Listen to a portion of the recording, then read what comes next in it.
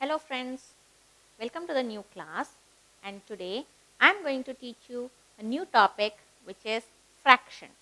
Have you heard the word before? Fraction. What does it mean? Something which is divided into equal parts, right?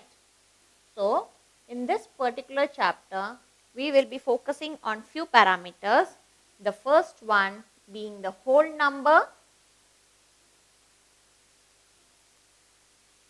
or a full number. Okay, a whole number or a full number is something which is not divided into anything, which is on a set whole. For example, if I have an apple here and if I am only going to take it, say we have two people A and B and there is one apple. Assume that A is going to eat this apple all alone. He is not going to share it with B. Then we will say that A has eaten the whole apple. It's a whole number. Meaning here you are not dividing this apple with anyone else. You are consuming it on your own. Right? Suppose if A is dividing this into half. Now B is his good friend. Right? And A is feeling very embarrassed to eat all alone because his friend will not be able to have anything, right? So now he decided to divide the apple in two segments. This is portion A and this is portion B. Okay. So to make it more easier for us to understand, I am going to shade portion 1. Okay. So this portion 1 is going to be eaten by A and the portion 2 is going to be eaten by B. So when this apple is divided into two parts, that we will call it as a fraction. We are dividing the whole number into some parts, right? Now since there are only two people involved here, I am dividing this apple into two parts. Now suppose for example, if I have an apple here and say I have got 4 people A, B, C and D. Okay. This one apple has to be shared between the 4 people. So what will I do? I will divide this apple into 4 parts so that each person can have one portion of his apple. So this division is equals to 1 by 4 because I am dividing it into 4 parts, right? Whereas in the first one I have divided into 2 parts. So depending on how many members are there or how many parts I need to divide, I will be dividing that object into that many portions. So if you see, A has got 1/4 portion, B has got 1/4 portion, C has got 1/4 portion and D also has got 1/4 portion. And if I add this 1 by 4 together, what will I get? I know I need not have to add the below number. I will be only adding the above number. Okay. So this 4 will remain as it is. I am going to add 1, 2, 3 and 4. So 4 by 4 is nothing but equals to 1. So this one whole thing I have divided into 4 equal parts. Similarly in this example, if 1 by 2 and if again I add 1 by 2, I will keep this number the same 2. 1 plus 1 is 2, which is nothing but 1. Okay. So I should divide the number in such a way that when I add the total of the numbers, it should come as 1. Okay. So that is called as fraction. In fraction, you should also keep one thing in mind, that we have got two concepts which is called as the numerator and denominator. Okay.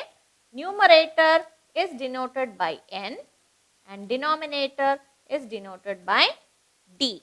We will be segregating something by a small dash in between, and this dash is called as line of division.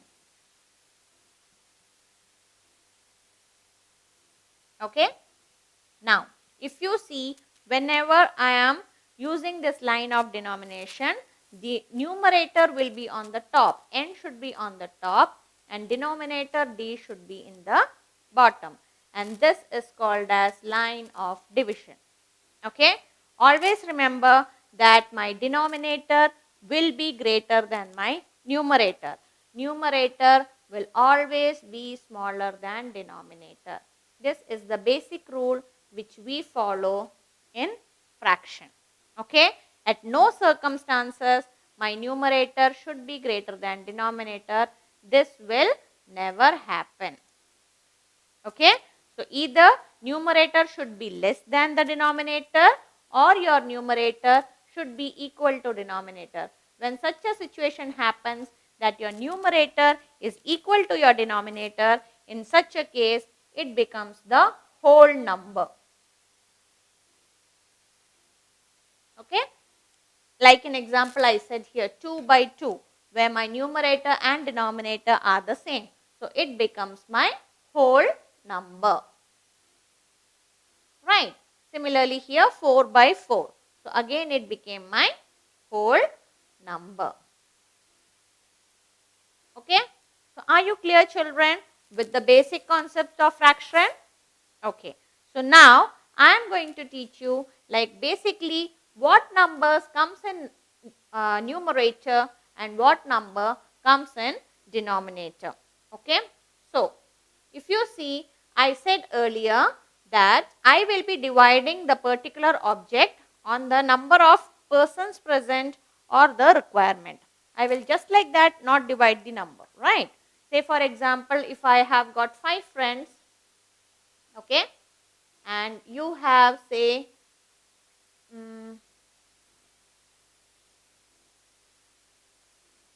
okay, so there is a rectangle and you need to make 5 parts of it. So what will you do? First, we will be dividing the rectangle, right? So now I want only the 5 portions to be shaded. I don't want the 6th one to be shaded. So what will I do? I will shade only the 5 parts in the rectangle. 3, 4 and 5. So the unshaded portion, this is noted as 1 by 6. Why have you written 1 by 6? Because this is the only portion which is not shaded. So I will write 1 by 6 is unshaded and 5 by 6 is shaded. Okay. So numerator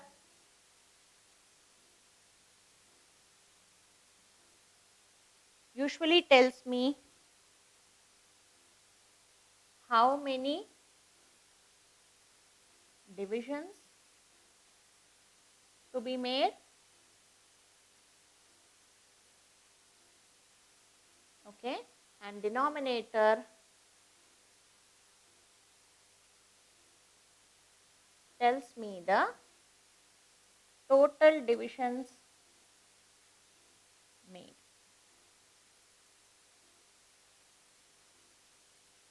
Okay, so if you see, if I say that, say this is a circle, it's a pizza, okay, and I am going to make few divisions in this pizza.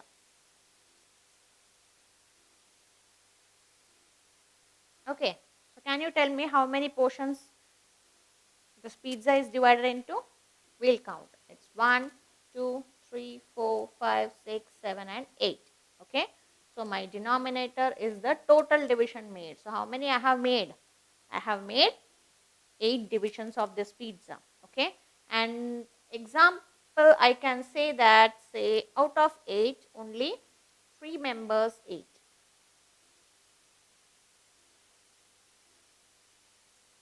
8 and 5 left out. Okay, so whichever portion is being eaten, I will be shading those portions. 1, 2, 3. Okay, So 3 portions have been eaten by 3 of the people and the 5 portions are left out. So I can say that 3 by 8 is consumed or eaten, okay, and 5 by 8 is left out.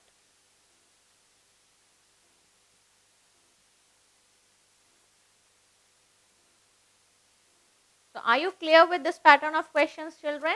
Are you clear how to do the problems when you have to do it in the fraction form? Is it clear?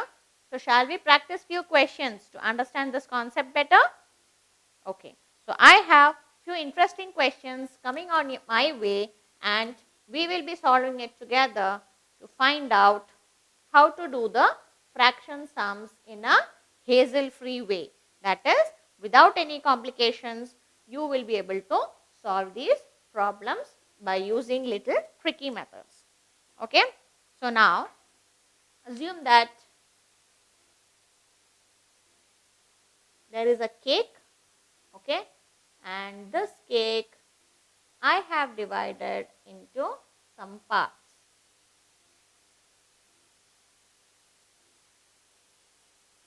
Okay, so now can we count the total number of parts here? 1, 2, 3, 4, 5, 6, 7, 8, 9, 10, 11 and 12. So it is divided into 12 parts. So 12 parts will be my denominator. Okay. Now 4 parts are consumed. So what will you do? You will be shading the 4 parts. So let's shade 1, 2, 3, 4. 4 parts are consumed. You need to tell me which portions are left out.